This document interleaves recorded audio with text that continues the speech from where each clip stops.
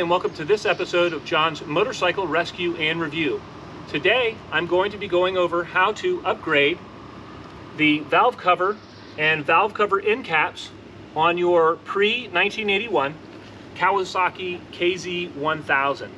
Now, this is a 1979 KZ1000 shaft, and but this job is applicable to basically all of your pre-1981 Kawasaki's.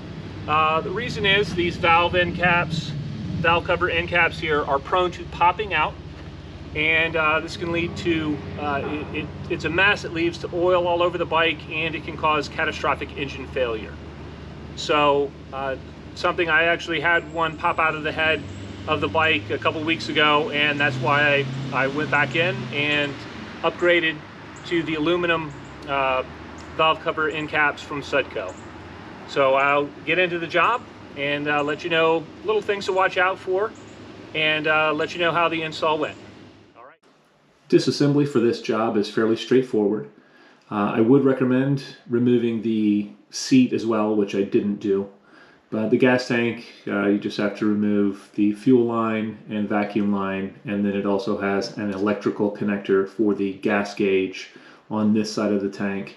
Once those are removed, the tank comes right off, and then it's onto the spark plug wires and the emissions tubing up on top of the engine.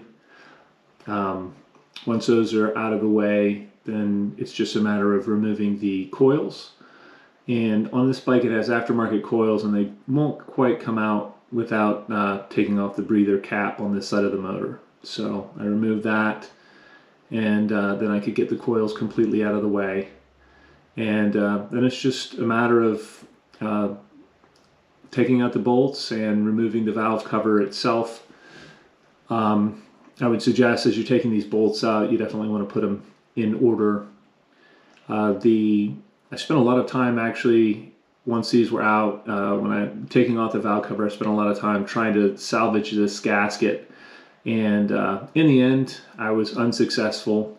So once you get the valve cover off, really the critical thing here is going to be getting the cleaning your surfaces between your valve cover and the engine. But just take your time. It's pretty straightforward, and it should come out easily. And then again, it's just prep work, making sure everything is clean before reassembling. All right, I have finished removing the valve cover on my 79 KZ1000 shaft, and I am in the process of installing these aluminum valve cover end caps. And I bought them through Sudco. Shipping was very quick, and parts look great. I will install these. I'll put a little bit of gasket sealant in here and install these, and we should not have a problem. Unlike the factory parts, these actually have a lip on the inside and the outside, and that keeps them from either popping out of the engine or getting sucked into the engine. So I'm waiting right now. I've got to get a new valve cover gasket when I do this job. So as soon as I get that, I will get that installed, get these put back together, and we should be home free on the KZ1000. And these are actually, I'm not sure if you can read it there, but they are Pingel parts. Yesterday, the valve cover gasket that I have been waiting for just arrived, and it's a Vesrah valve cover gasket.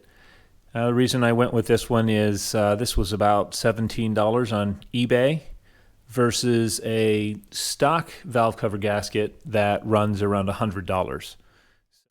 As I remove the valve cover bolts, I like to put them in order on a napkin underneath the bike, just so I don't get the bolts confused as I put things back together. There are some different links here. All right, I'm removing the valve cover, and I've already cleaned up the gasket area pretty much on both the valve cover itself and the head of the bike. And I'm just doing some final prep work, cleaning everything. And as you can see right here, I actually had to file down where the aluminum valve cap goes on the rear cam end, and just to get the valve cover end to actually fit down, you want them to fit pretty much flush with the top of the head surface there, just for a good seal. So it did require, on that one spot on the engine, a little bit of filing. I don't know if the casting was just a little bit thicker there. And what I'm doing now is placing some gasket sealant on the grooves on the end caps, and then I am going back and putting it on the top there and just kind of feathering it in. I didn't do gasket sealant around the whole top where the valve cover goes. Right now I just took a Q-tip and I'm cleaning out the additional gasket sealant that got down in there and placing on a fresh new gasket, and cleaning up, also just making sure the valve cover is clean and oil free, and then I place that back in and finger tightened all the bolts and that secure the valve cover. And what I'm going to do next is go in and start to, I had to put my coils in before putting the little breather cover on there, otherwise I can't get the coils back in just the way they're aftermarket coils, and they don't quite fit the same.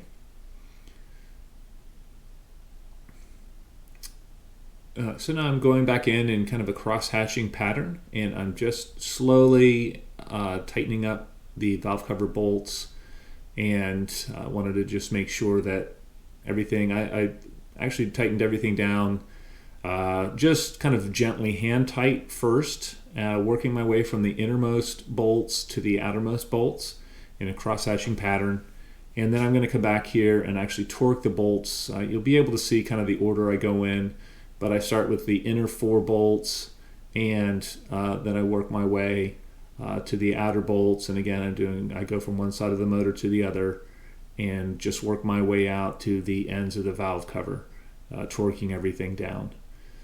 And I'm a little bit anal, so I like to go over it, let it sit for a minute, and come back and just check my torque on everything. And I'll actually repeat this process 3 or 4 times, just so that I'm not riding and thinking about whether or not I tightened a bolt. It's actually nice to have it on video, because now I know I tightened them all.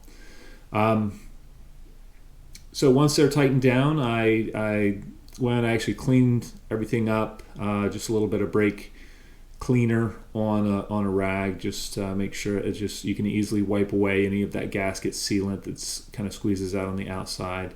And there shouldn't be much. I don't load that stuff up. I just do kind of a thin layer, just enough to provide a seal. And then it's a matter of starting the reassembly process on this bike. This job didn't really require a whole lot.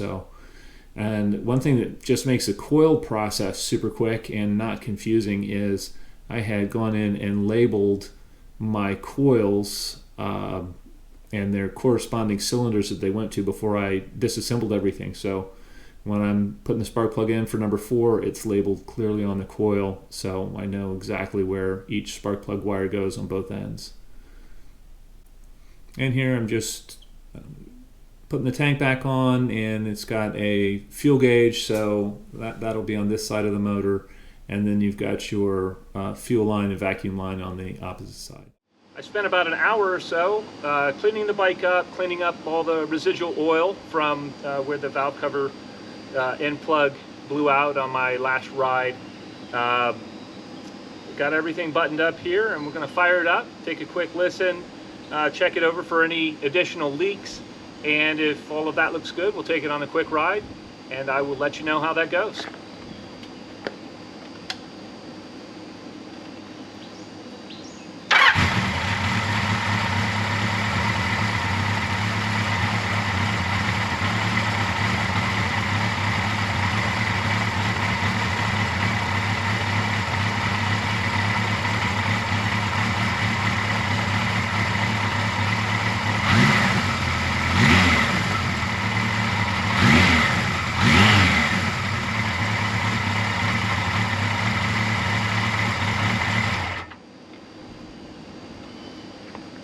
Everything sounds good, so I'll put some gear on and we'll head out on the road for a quick little ride and see how it works.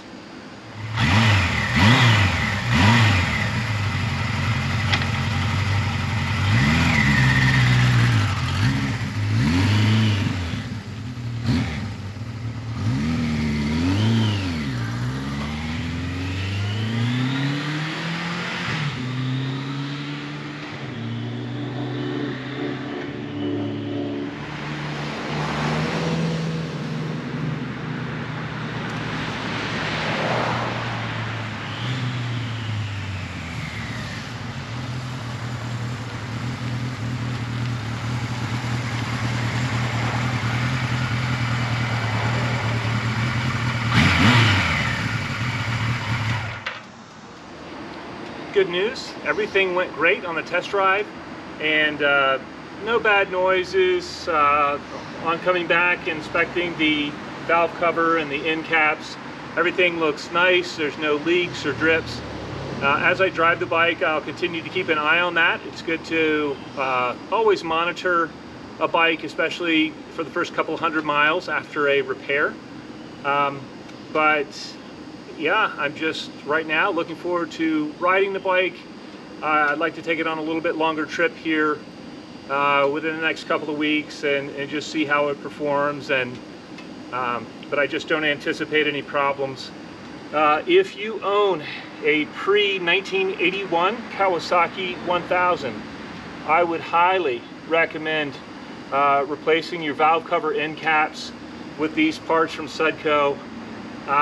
It just, man, if one of those caps blows out, and it's a known issue on those bikes, but if your cap blows out and you lose oil, it can be catastrophic. So it's a product that I highly recommend.